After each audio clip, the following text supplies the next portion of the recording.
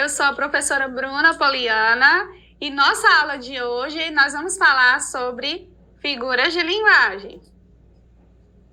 Nós já vimos em aulas anteriores que figuras de linguagem são recursos estilísticos usados para dar maior ênfase à comunicação e torná-la mais expressiva, como nós vimos nesse poema de Mário Quintana. Todos estes aí que estão atravessando o meu caminho, eles passarão. Eu, passarinho. Quando se fala em figuras de linguagem, a gente está falando da linguagem conotativa, ou seja, onde as palavras vão assumir mais de um significado, assim como nós vemos aqui nesse poema, que a palavra passarinho significa o que, gente? Liberdade, significa você não ficar preso, né, aos primeiros problemas que aparecem, por exemplo, no seu caminho, tá? Então, as figuras de linguagem, elas são classificadas em 4. Nós já vimos figuras de palavras, figuras de pensamento, e na aula de hoje nós veremos figuras de sintaxe. Nas figuras de sintaxe, as palavras sofrem mudança na ordem sintática comum dentro da oração para provocar determinados sentidos ou tornar o discurso belo. As figuras de sintaxe têm as seguintes classificações, que são elas: o hipérbato, o pleonasmo, o anacoluto, elipse, zeugma, assíndeto, polissíndeto e anáfora.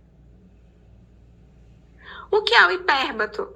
É a inversão da ordem direta dos termos das orações no período, né? Quando a gente aprende na escola, a gente viu, né, que tem a ordem direta dos elementos da oração. Qual seria essa ordem direta? Primeiro o sujeito, depois o predicado. Mas aqui no exemplo a gente pode ver que houve uma inversão. Muito traiçoeira essa tal de gramática né? A gente percebeu que houve a inversão dos elementos da oração. Né? Aqui é a ordem indireta, né? E eu coloquei aqui embaixo para vocês perceberem qual seria a ordem direta desta oração. Essa tal de gramática é muito traiçoeira. Então, hipérbato é o quê? É a inversão dessa ordem direta dos termos da oração. O que é o pleonasmo? Trata-se da repetição de significação de vocábulo ou termos da oração. É importante ressaltar que o pleonasmo, classificado como figura de linguagem, é aquele que se limita aos textos literários, né? Que nós vamos ver a seguir nesses exemplos. E rio meu riso, de Vinícius de Moraes. Gente, pleonasmo nada mais é que uma redundância, que é uma repetição, né? A gente vê que a palavra rir foi usada 2 vezes, né? Portanto, trata-se aqui de um pleonasmo. O próximo exemplo: morrerás, morte vil, na mão de um forte. A palavra morrerás, né?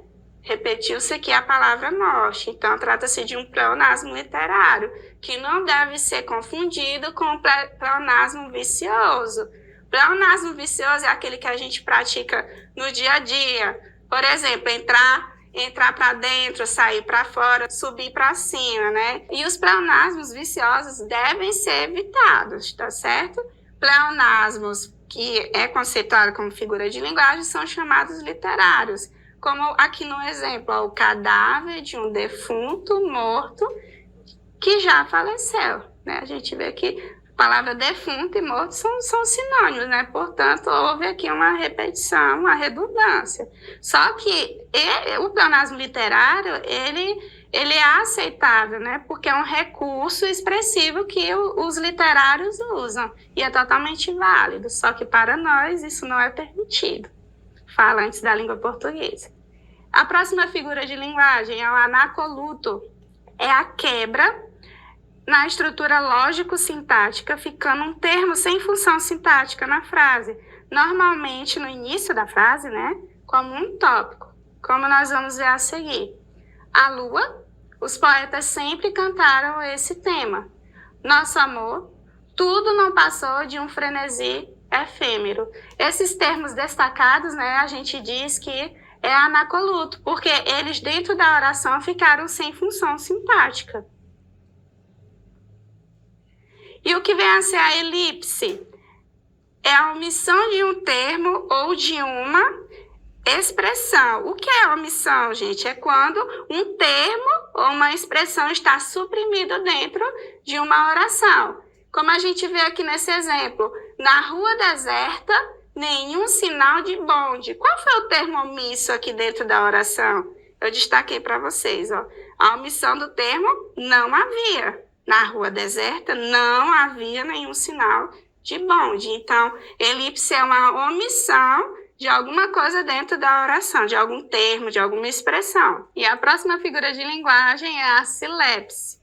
A silepse é a concordância entre ideias e não de acordo com as regras ortográficas. Vejam só, existem silepses de 3 tipos. A silepse de gênero. Vossa Excelência está enganada. A gente vê aqui que houve a falta de concordância entre o termo Vossa Excelência, que está no feminino, e a palavra enganado, que está no masculino. E a próxima silepse, que trata de número, né, singular ou plural. A plateia está no singular e o termo aplaudiram está no plural, ou seja, silepse de número. Silepse de pessoa.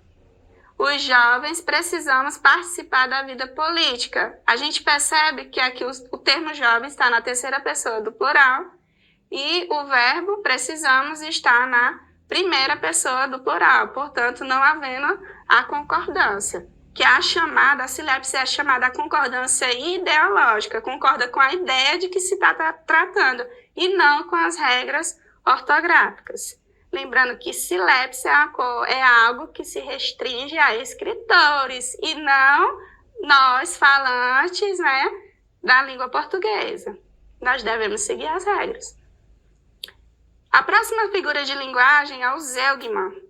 O zeugma é a omissão de um termo ocorrido anteriormente dentro do texto. Vejamos o exemplo de zeugma. Uma parte de mim é multidão e outra parte estranheza e solidão. A gente percebe que aqui, na segunda parte do poema, o verbo é, que foi expresso aqui na primeira parte, ele foi omisso. Portanto, o zeugma é o quê? É a omissão de um termo que foi repetido, que foi escrito anteriormente. No caso, o verbo é. O que é o assíndato, gente? A nossa próxima figura de linguagem. É a omissão do conectivo coordenativo, que liga termos da oração coordenadas. Nós já vimos em aulas anteriores que orações coordenadas são aquelas orações independentes, né, que elas estão dispostas entre si, elas podem ou não vir com síndato, que é justamente as conjunções. No caso do assíndato, vai ser o quê? Conjunção, vão ser orações que estão ligadas sem a presença do síndato, que são as conjunções, ó. Acordei, comi, saí, voltei, dormi. Vejam que aqui são várias orações que elas estão coordenadas, mas elas não possuem nenhuma conjunção entre si. Por isso que a figura de linguagem presente é o assíndato, ou seja, é a ausência de conjunção. O polissíndato já é o contrário de assíndato, pois é o emprego repetitivo do conectivo coordenativo, que liga os termos das orações coordenadas. Vamos lá para o exemplo. Chegamos do futebol e tomamos banho e jantamos e depois fomos para o cinema. Percebe que o polissíndato que aconteceu aqui nas orações foi justamente a repetição da conjunção e, que ela vai se repetindo ao longo das orações. E tomamos, e jantamos, e depois fomos para o cinema. E o que é a anáfora, gente? A anáfora ocorre por meio da repetição de termos no começo das frases ou dos versos. No seguinte verso, a estrela, a gente percebe que há repetição, né? E sempre essa repetição ocorre no início dos versos ou no início das frases, ó. Vi uma estrela tão alta, Vi uma estrela tão fria, vi uma estrela luzindo na minha vida vazia. Era uma estrela tão alta, era uma estrela tão fria, era uma estrela sozinha, luzindo no fim do dia. Por que da sua distância para a minha companhia não baixava aquela estrela? Porque tão alto luzia? E ouvia na sombra funda responder que assim fazia, para dar esperança mais triste ao fim do meu dia. A gente percebe que aqui na primeira estrofe, na segunda estrofe, houve a repetição de palavras, né, que acontecem ao longo dos versos. Ó, vi uma estrela, vi uma estrela. E aqui na segunda estrofe, repete-se o termo era uma estrela. Logo, temos aqui um exemplo de anáfora, que é justamente a repetição de palavras ou expressões no início dos versos ou dos textos. E agora chegou aquele momento de praticar o que nós aprendemos durante a aula. Vamos responder a essa questão? Identifique as figuras de sintaxe presentes nas orações abaixo. A primeira oração: veio sem pinturas, em vestido leve, sandálias coloridas. Segunda oração: você chegou, ela não. Terceira oração: e correm, e pulam, e dançam. Quarta oração: a mim ninguém me engana.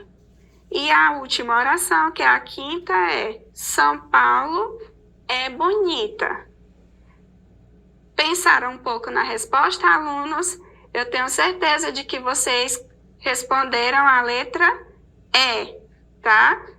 A primeira oração, veio sem pinturas, em vestido leve e sandálias coloridas, trata-se de uma elipse.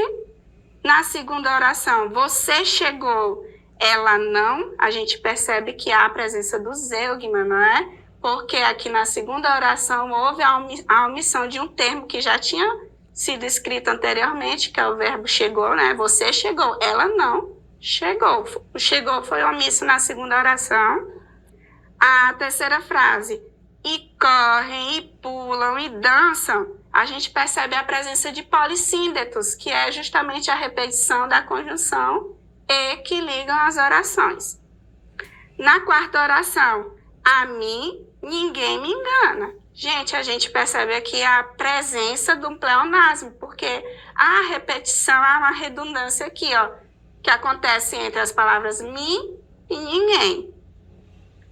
E por último, temos São Paulo é bonita. A gente percebe que houve uma silepse de gênero, né? Pois não está havendo a concordância aqui. São Paulo é uma palavra masculina e o adjetivo bonita é uma palavra feminina. Portanto, um exemplo de silepse de gênero. Logo, a resposta correta, como vocês viram, é a letra E. E agora, para finalizar a nossa aula, eu tenho um desafio para você. Leiam essa questão atentamente, se quiser pode até dar um print para você ler com calma em casa. Respondam essa questão no caderno de vocês e se quiserem gravar o vídeo mostrando qual é a alternativa correta, façam isso e enviem para o número que aparece na sua tela. A nossa aula vai encerrando por aqui. Eu agradeço a vocês pela atenção e eu aguardo vocês na próxima aula. Tchau!